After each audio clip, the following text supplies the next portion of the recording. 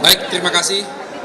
Assalamualaikum warahmatullahi wabarakatuh. Selamat sore kawan-kawan sekalian. Terima kasih kawan-kawan media. Alhamdulillah proses persidangan kita sudah selesai dan kita semua menghormati putusan MK ini. Kami dari kuasa hukum 01 bersyukur alhamdulillah ternyata di MK ini masih ada 3 hakim yang betul-betul menunjukkan kenegarawanannya. Jadi tadi kalau kita simak putusan dissenting opinion dari 3 hakim tersebut betul-betul luar biasa, kajiannya dalam sekali, dan itu menunjukkan bahwa apa yang kita dalilkan selama ini sama pemikirannya dengan para hakim tersebut. Dan yang kedua adalah kalau selama ini selalu jadi perdebatan tentang Mahkamah Konstitusi berwenang atau tidak, seperti yang dilakukan eksepsi oleh pihak terkait, ternyata hari ini 88 hakimnya memutuskan bahwa Mahkamah Konstitusi itu berwenang. Jadi Mahkamah Konstitusi itu betul-betul berwenang sesuai dengan apa yang kami dalilkan. Tidak hanya menjadi mahkamah kalkulator dan hanya hitung-hitungan angka. Nah, kaitan dengan 5 hakim yang agak berbeda terhadap pokok permohonan, kami membuat beberapa catatan. Nanti akan kami jelaskan secara bergantian, yaitu pertama bahwa setiap rekomendasi dari 5 hakim tersebut selalu ada yang direkomendasikan, yang disimpulkan. Contoh misalnya, Mahkamah Konstitusi menegaskan bahwa telah terjadi pelanggaran etik oleh Presiden Jokowi. Ya. Lalu Mahkamah Konstitusi juga menegaskan bahwa Bawaslu ke depannya jangan lagi bertindak yang seperti saat ini, hanya prosedural, tidak menanggapi laporan-laporan kita. Dan banyak lagi rekomendasi-rekomendasi dari Mahkamah Konstitusi yang disampaikan dalam proses persidangan tadi. Nah, kaitan dengan pokok-pokok permohonan yang lain akan dijelaskan secara bergantian ya, nanti penutup oleh Kapten. Silakan Mas. Assalamualaikum warahmatullahi wabarakatuh. Keren cadas. Jadi kawan-kawan semua, tadi kita hampir down, tapi ternyata ada 3 hakim konstitusi yang luar biasa. Jadi walaupun secara formal permohonan kami belum dikabulkan, belum kan? Tetapi ada 3 hakim konstitusi yang luar biasa. Dan 3 hakim konstitusi ini 3 profesor. Profesor Saldi Isra, Profesor Eni Nurbaningsi. Saldi Isra dari Universitas Andalas Padang, Eni Nurbaningsi dari UGM, dan Profesor Arif Hidayat dari Undip. Itu menunjukkan, dan mereka adalah hakim-hakim senior dibandingkan hakim-hakim yang baru. Bahkan ada yang baru sama sekali kan, 2 hakim. Jadi kalau kita ingin melihat putusan yang mencerdaskan adalah apa yang disampaikan 3 dissenter ini, itu satu. Yang kedua, yang menarik adalah kalau cara pendekatan sengketa pilpres seperti 5 hakim konstitusi, maka tidak akan pernah permohonan pilpres itu dikabulkan dalam speedy trial seperti ini. Tadi kan dikatakan tidak cukup bukti, kemudian tidak menyertakan saksi dan ahli dan lain sebagainya. Padahal mereka sendiri mengatakan membatasi saksi dan ahli 19 saja. Jadi kan tidak mungkin, dan itu cuma diberikan waktu 1 hari untuk membuktikan. Sementara dalam pemaparan mereka kemudian bicara hal-hal yang detail satu-satu dan menuntut pembuktian yang lebih. Nah, untunglah Prof. Saldi Isra mengatakan seharusnya sidang seperti ini adalah sarana untuk menambah keyakinan hakim. Apa keyakinan hakim yang misalnya disampaikan Saldi Isra? 2 hal yang paling menonjol dan saya yakin diyakini kita semua, yaitu bansos itu digunakan untuk pemenangan 02, diyakini oleh Saldi Isra dan terbukti. Dia bilang baik bansos yang diambilkan dari dana bagian dari 496,8 triliun maupun yang automatic adjustment yang 50,14 triliun. Dan yang kedua, keterlibatan aparat negara. Itu jelas juga disampaikan Saldi Isra. Nah, kalau kita lihat komplain masyarakat, civil society termasuk yang amicus curiae itu rata-rata bicara soal kecurangan pemilu yang bermuara pada penggunaan dana negara dan penggunaan aparat negara, dan itu adalah bahaya laten pemilu yang tidak jujur dan tidak adil serta tidak demokratis dimanapun. Terakhir, alhamdulillahirabbil alamin, sebenarnya tim 01 tidak kalah dengan 03, justru kami menang. Semua dalil yang mereka ajukan itu ditolak, yang mengatakan bahwa Mahkamah Konstitusi hanya 02, Mahkamah hitung-hitungan, 02 ya, Mahkamah hitung-hitungan dengan 6 ahlinya. Ternyata mereka ditolak, termasuk juga eksepsi mereka ditolak. Nah, cuma kita dikalahkan oleh 5 hakim konstitusi yang menganggap yang apa yang kita sampaikan belum cukup. Itu saja, dan kami terus berbahagia dan berbangga, dan mudah-mudahan demokrasi kita hidup ke depannya. Wassalamualaikum warahmatullahi wabarakatuh. Keren Cadas.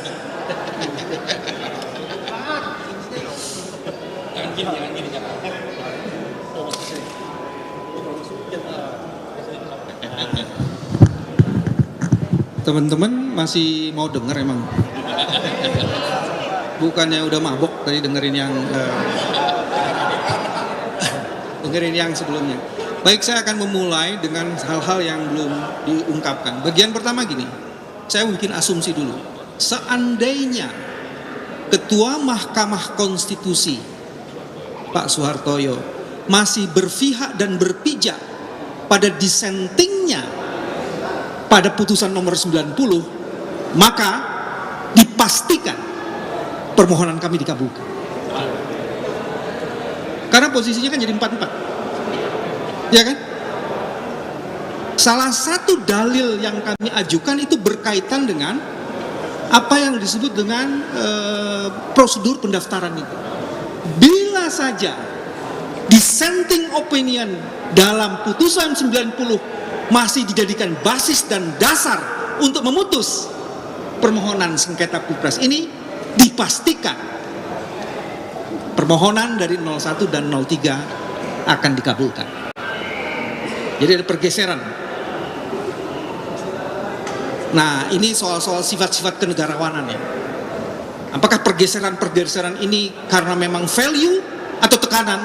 Saya nggak bisa memastikan. Itu yang pertama ya. Yang kedua gini. Yang kedua yang menarik ini. Teman-teman, tidak pernah ada dalam sejarah sengketa Pilpres di Indonesia ada dissenting opinion, tidak pernah ada. 2004, 2009, 2014 never. Ini langsung 3. Jadi hari ini ada 3 hakim konstitusi yang membuat dissenting opinion, maka hakim konstitusi ini sedang menulis peradaban demokrasi di Indonesia ini. Dia sedang menulis sejarah demokrasi di Indonesia ini. Sehingga kepadanya harus diapresiasi. Salam takzim dari kami. Mahkamah Konstitusi marwahnya dijaga melalui proses dissenting opinion ini. Kalau menurut Profesor Arif tadi, nyala obor demokrasi dihidupkan. Nah, untuk menutupi noktah dalam kanvas hitam demokrasi. Itu pernyataannya itu ya. Jadi poin yang kedua itu yang teman-teman yang paling menarik adalah itu. Terus yang ketiga, dissenting opinion itu menyatakan perlu dilakukan pemilihan ulang suara, pemilihan suara ulang. Pemungutan suara ulang. Bukan 6, ada 8. Saya sebut ya supaya nggak lupa ya. Sumatera Utara, Jakarta, Jawa Barat, Jawa Tengah, Jawa Timur, Bali, Kalimantan Barat, dan Sulawesi Selatan. Dan kalau itu dilakukan, insya Allah kemenangan itu tak akan lari dari genggaman tangan ini.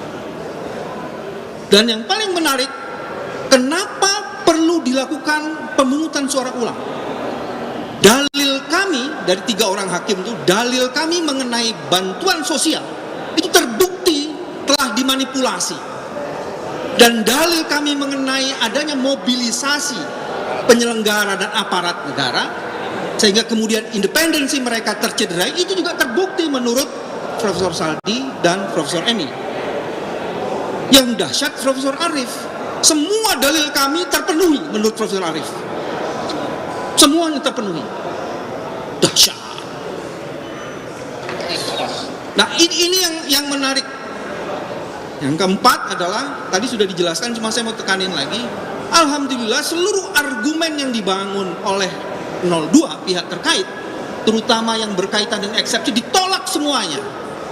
Dan teman-teman bisa melihat seluruh pertarungan gagasan yang dirumuskan dalam putusan itu berkaitan dengan dalil kami, tidak ada dengan dalil mereka. Jadi artinya dalil-dalil yang diajukan kami memang perlu dibahas satu persatu. Yang kelima, ternyata ada cukup banyak catatan di mana Mahkamah Konstitusi tidak masuk dalam perdebatan yang mereka membuat catatan. Disebutkan bahwa Bawaslu tidak bisa menjalankan fungsinya secara optimal karena undang-undang tidak mengatur secara detail. Harusnya dalam posisi itu, karena terjadi pelanggaran konstitusional, Mahkamah masuk mestinya untuk take over proses itu dan mengadili sendiri. Tapi Mahkamah belum cukup berani untuk mengambil perkara-perkara atau masalah-masalah yang belum cukup diatur. Salah satu yang paling menarik, Presiden Jokowi dalam sebuah pernyataannya di situ disebutkan harusnya punya kerelaan untuk tidak menggunakan kebijakannya, aktivitas dan program-programnya yang bisa diasosiasikan bagi kepentingan calon yang memang hendak dibelanya. Cuman kemudian aturannya itu di mana? Seharusnya karena ini adalah forum konstitusional, ada pelanggaran value of the constitution, terutama pasal 22E ayat 1, maka Mahkamah harus masuk di situ. Nah, saya mau tutup, itu sebabnya palu emas yang harus diputuskan tidak terjadi seperti yang amicus curiae Mbak Megawati harapkan. Yang terjadi adalah palu godam. Ini menurut Mbak yang terjadi adalah palu godam, sehingga habis gelap terbitlah terang belum terjadi. Selamat datang kegelapan dan insya Allah umur panjang perjuangan. Terima kasih. Assalamualaikum warahmatullahi wabarakatuh.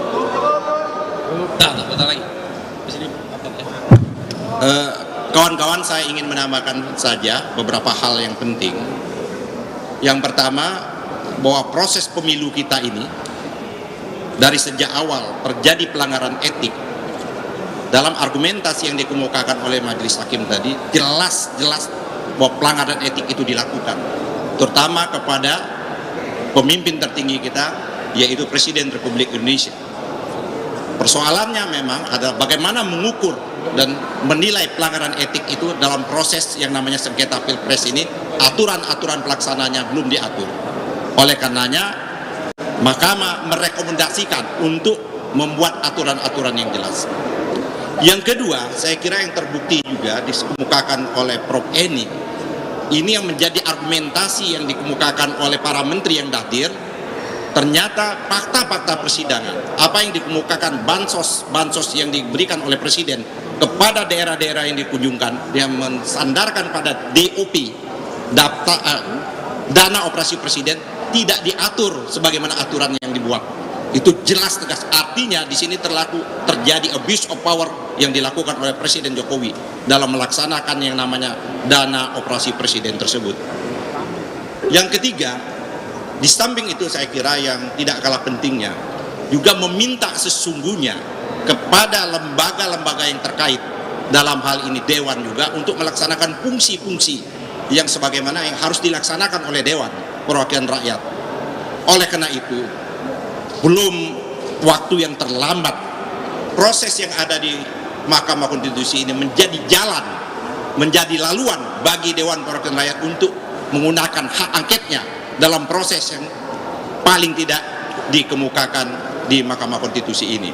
Jadi kawan-kawan, dari seluruh argumentasi kita pelanggaran konstitusi, prosedural, dan penyalahgunaan dana bansos dan mobilisasi aparat yang dilakukan oleh pemerintahan Jokowi ini, paling tidak menurut 3 hakim itu adalah terbukti sah dan meyakinkan. Terima kasih. Ya, sedikit aja dari saya. Pertama, terima kasih media yang dengan sabar masih menunggu sampai sore hari ini. Ya, kita mulai sidang dari jam 9 pagi sampai jam setengah 4. Kalau saya melihat di dalam ruang sidang, pertama saya merasa bangga dan apresiasi khususnya kepada 3 hakim konstitusi yang punya dissenting opinion. Jadi kalau istilahnya kita ada 8 hakim konstitusi, kita itu menangnya 3. Jadi kita bukan kalah, menangnya 3. Yang 5 pihak sana. Ya, kira-kira begitu. Kemudian dari semua permohonan kita dibahas satu persatu dengan detail. Ini menunjukkan tim hukum nasional sangat profesional. Ya, sekali lagi saya apresiasi kepada tim hukum nasional, ada Pak Ari, ada Pak Refli, Pak BW, Pak Yani, dan yang lain-lain. Saya terus terang bangga dengan apa yang disampaikan dalam persidangan MK ini. Mudah-mudahan ke depan masih ada harapan, ya, karena dengan melihat perkembangan 3 hakim konstitusi ini bisa membuat dissenting opinion dan menerima permohonan kita, insya Allah berikutnya ada tambahan lagi. Dan jangan putus harapan, saya yakin perjuangan masih belum berakhir, kita terus berjuang untuk demi menegakkan keadilan. Terima kasih. Oke, silakan. Ya.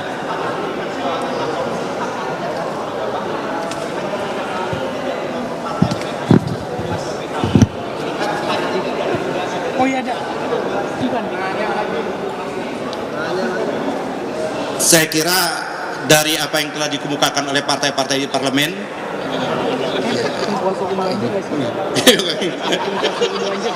kita tunggu saja, dan hasil putusan ini akan menjadi sekiranya jalan tadi, memberikan laluan tadi bahan angket, insya Allah akan terlaksana. Bergulir. Karena putusan pengadilan sudah menyatakan terjadi cawi-cawi itu. Putusan pengadilan menyatakan bahwa ada keterlibatan mobilisasi. Putusan pengadilan ada yang menyatakan penyalahgunaan dana bansos dan lain sebagainya. Saya kira untuk menindaklanjuti lebih dalam, karena waktu sangat terbatas di Mahkamah Konstitusi, itulah tugasnya Dewan Perwakilan Rakyat. Yang lain ada lagi? Cukup? Cukup ya. Oke. Ya, langkah selanjutnya nanti tanyakan kepada partai-partai politik. Cuman kita sudah menyiapkan bahan yang lengkap, ya. Semua majelis hakim tadi mengakui bahwa peristiwa itu ada, tapi mereka kurang berani saja menyatakan bahwa itu salah, gitu loh. Andai Pak Ketuanya konsisten tadi seperti kata Pak Bambang, kita menang. Tapi artinya bahan-bahan itu sudah lengkap dan 3 hakim mengakui bahan-bahan itu. Makasih kawan-kawan, selamat sore. Assalamualaikum warahmatullahi wabarakatuh. Salam perubahan.